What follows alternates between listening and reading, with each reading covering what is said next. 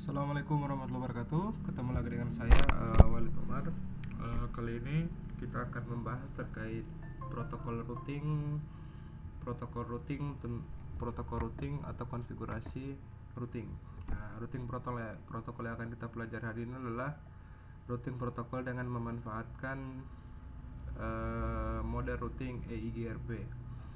Apa dan bagaimana itu EIGRP? EIGRP adalah sebuah protokol routing yang merupakan proprietary dari Cisco. Artinya EIGRP ini hanya dapat digunakan oleh perangkat-perangkat yang memiliki perangkat-perangkat Cisco.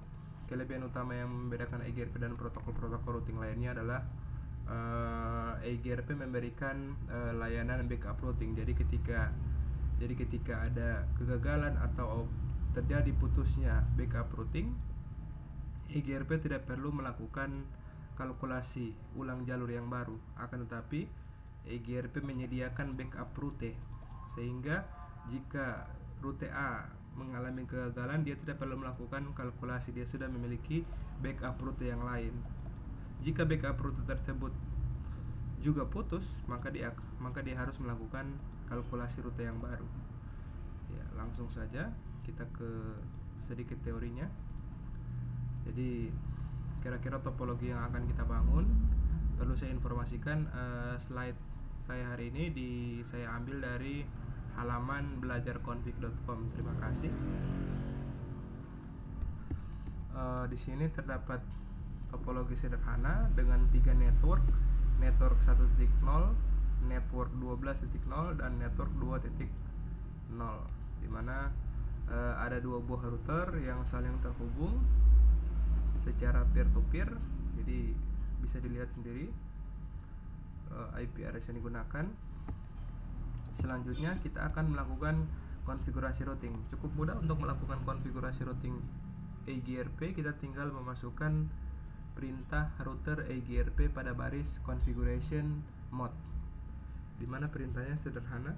Router EIGRP 10 merupakan AS number atau autonomous system, di mana penomoran yang digunakan untuk mengidentifikasi sebuah routing yang memiliki satu jaringan yang sama atau kelompok routing yang sama. Nah, selanjutnya kita tinggal memasukkan network. Nah, di sini masukkan network 0.0.0.0, artinya network apa saja yang terhubung ke router tersebut akan dimasukkan ke routing table.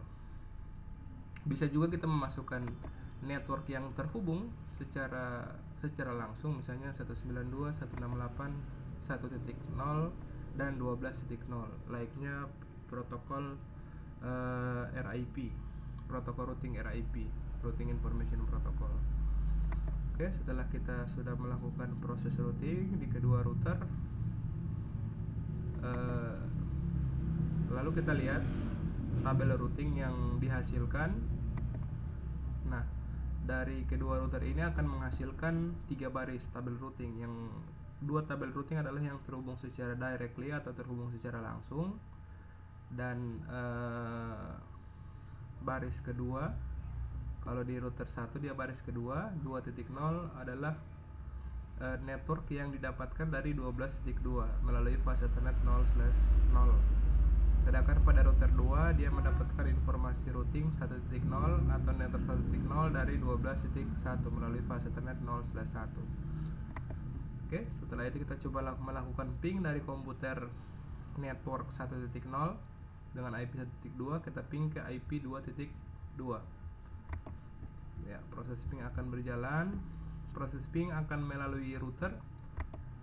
Oke, dari router 1 akan ditujukan ke router 2. Dari router 2 akan masuk ke tujuan. Nah, jika proses ping berhasil, maka akan menghasilkan proses reply.